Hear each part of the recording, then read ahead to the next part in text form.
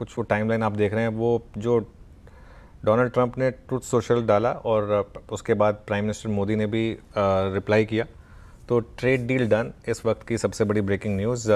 एक बार ज़रा वापस गिफ्ट निफ्टी दिखा दीजिए मुझे, हम इस समय करीब करीब 800 पॉइंट ऊपर गिफ्ट निफ्टी पर ट्रेड करते हुए दिखाई देंगे आपको यहाँ पर। अच्छा अरविंद जी, आपसे एक आउट ऑफ सिलेबस क्वेश्चन पूछना हूँ, सॉरी अगर आपने देखा हो या नहीं देखा हो। क्या एफआईएस वापस आएंगे भारतीय मार्केट में, क्योंकि थोड़ा बजट से भी एक हल्का सा मायूसी मिली उन्हें वो एसटीटी को लेकर, लेकिन क्या इस डील के बाद कुछ एक सेंस बनेगी कि जो हमने इतनी पेन देखी एफआईएस की तरफ से वो वापस आएंगे? ऐसा है कि एफआईएस का भारत से बेचना भारत की इक्विटीज को, ये ट्रेड टेंशंस के पहले शुरू हो गया था। ये तो 2024 में भी रहा, 2025 में भी रहा और अभी भी चल रहा है। तो इसका एक ही कारण नहीं है। आप ये देखें कि सबसे बड़ी चीज अभी जो है, एक तो एआई आर्टिफिशियल इंटेलिजेंस की बात हो गई, दूसरी चीज ये है कि इंडिया की जो भारत की ग्रोथ रही है, कंपनीज की प्रॉफिट ग्रोथ, वो डिसअपॉइंटिंग रही है और वैल्यूएशंस महंगे रहे हैं। अब दो चीजें हैं, एक तो क्योंकि टाइम गुजर गया और थोड़ा मार्केट गिर गया, इसलिए इतने महंगे नहीं रहे इंडियन मार्केट। दूसरी चीज ये है कि ग्रोथ अगर थोड़ी सी ऑलरेडी रिकवरी दिखा रही थी, तो इस डील के बाद अगर थोड़ा और कॉन्फिडेंस आएगा, थोड़ा और विजिबिलिटी आएगी ग्रोथ में, तो एफआईआईज वापस आएंगे। एफआईआईज इसलिए नहीं जा रहे थे क्योंकि ट्रेड डील नहीं है। ट्रेड डील एक और कारण बन गया, लेकिन वो मेन कारण नहीं था। तो मेन जो कारण था वो यही था कि इंडिया की ग्रोथ और वैल्यूएशन दोनों धीरे धीरे सॉल्व हो रहे हैं, और ग्रोथ का अगर और इससे फायदा हुआ तो डेफिनेटली एफआईआईज वापस आएंगे। ओके, एफआईआईज डेफिनेटली वापस आएंगे। नीलेश भाई, क्या 26,000 पर एफआईआईज वापस आएंगे? सी, वो प्राइस देख के नहीं, वैल्यूएशन देख के आएंगे। अगर 50,000 निफ्टी होती है और उस समय वैल्यूएशन अच्छा है तो तब भी खरीदेंगे। तो जैसे अरविंद जी ने कहा, अगर हमारी अर्निंग्स ग्रोथ अपने पीयर ग्रुप से अच्छी रही, हमारी गवर्नेंस और लोगों से अच्छी रही, और ये ग्रोथ सस्टेनेबल रही, तो डेफिनेटली निवेशक निवेश करने के लिए आएंगे।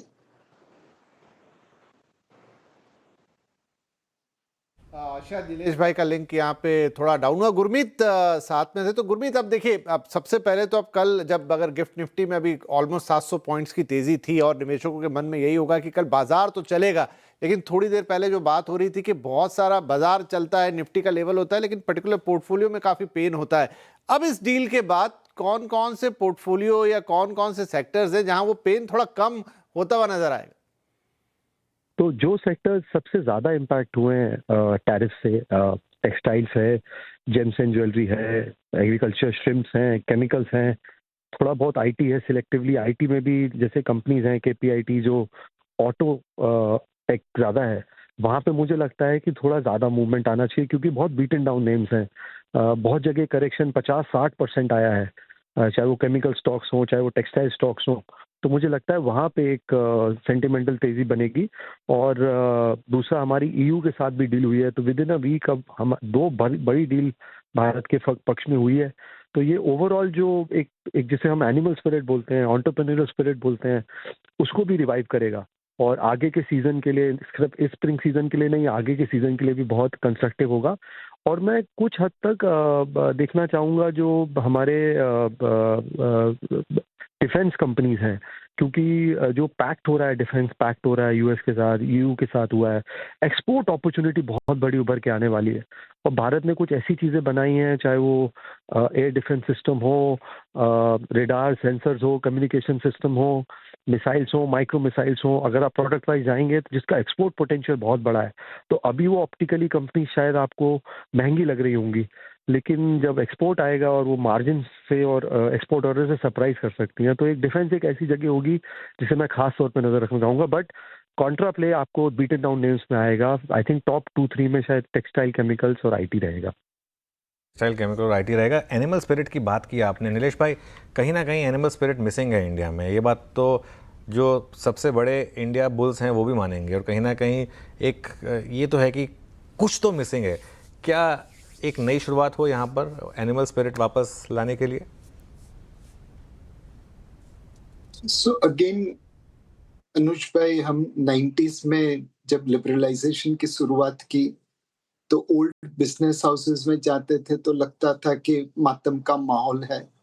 नए बिजनेस हाउस में चले गए तो लगा कि अरे लिबरलाइजेशन करके तो पूरी दुनिया ही बदल गई, अब इंडिया नहीं हम दुनिया भी कॉन्कर कर देंगे।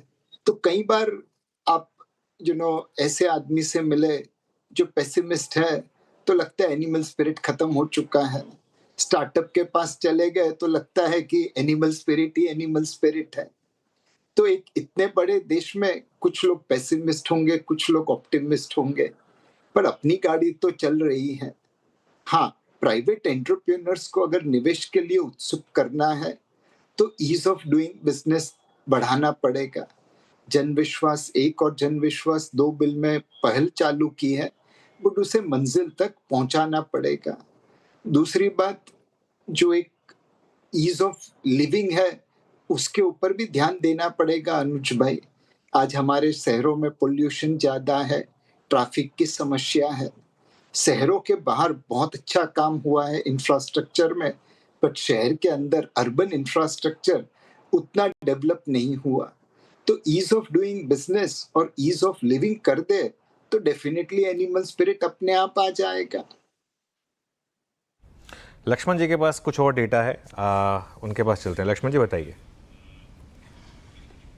जी बिल्कुल, दरअसल ये जो 18% टैरिफ लगाने की बात की गई है डोनाल्ड ट्रंप के ट्रूथ सोशल पोस्ट पे कि भारत से जो सामान यूएस जाएगा उस पे औसतन 18% की टैरिफ लगेगा, तो उसमें एक डेटा मैंने निकाला है कि किन किन देशों पे ड्यूटी कितनी लगता है, टैरिफ कितना यूएस लगाता है। वो देश जो भारत से ज्यादा कॉम्पिटिटिव है, जहां भारत जिन प्रोडक्ट से मुकाबला करता है, सबसे देखें तो इंडोनेशिया, जहां पे 19% टैरिफ है। इंडोनेशिया के प्रोडक्ट अगर जाते हैं अमेरिकी बाजार में तो वहां पे जो एवरेज टैरिफ है वो 19% है, भारत पर 18% है। वियतनाम के प्रोडक्ट जब जाते हैं यूएस में तो वहां पे एवरेज टैरिफ जो है 20% यूएस लगाता है, लेकिन भारत पर लगेगा 18%, यानी इंडोनेशिया से भी कम लगेगा, वियतनाम से भी कम लगेगा। बांग्लादेश का जो एवरेज टैरिफ है यूएस के मार्केट में वो है 20%, यानी बांग्लादेश के जो टेक्सटाइल, गारमेंट ऐसे सामान जाते हैं वहां पे तो यूएस वहां पे 20% टैरिफ लगाता है, लेकिन भारत के जाएंगे अब इस डील के बाद तो प्रोडक्ट पर लगाएगा 18%। तो एक बहुत बड़ा फायदा, क्योंकि बांग्लादेश से बहुत टफ कंपटीशन मिलता था भारतीय एक्सपोर्टर्स को यूएस के मार्केट में। चाइना, ये काफी इंपॉर्टेंट है, चीन से जो भी सामान अभी जाते हैं यूएस के मार्केट, वहां पे 34%, 34% की ड्यूटी लगती है। यूएस 34% की ड्यूटी लगाता है, भारत के प्रोडक्ट पर लगाएगा 18%। तो भारत के जो भी इलेक्ट्रॉनिक्स प्रोडक्ट वहां पे जाते हैं, एक्सपोर्ट होते हैं, जो सबसे ज्यादा एक्सपोर्ट होने वाला सामान है भारत से, वो चाइना के मुकाबले काफी ज्यादा कॉम्पिटिटिव हो जाएगा। तो एक बड़ा बाजार मिलेगा। भले कुछ महीने तक 50% टैरिफ से ये बाजार थम सा गया था, लेकिन अब जो 18% टैरिफ है वो देर आए दुरुस्त आए वाली, यहाँ पे मैं कहूं तो वो यहाँ पे कहावत यहाँ पे चरितार्थ होती है। अगर समय हुआ तो एक दो लाइन अब मैं बता दूं कि जब टैरिफ लगाया तो सबसे ज्यादा जो हिट हुआ था वो था टेक्सटाइल सेक्टर पे हुआ था, जो करीब 25.8% तक वहां पे एक्सपोर्ट गिर गए थे।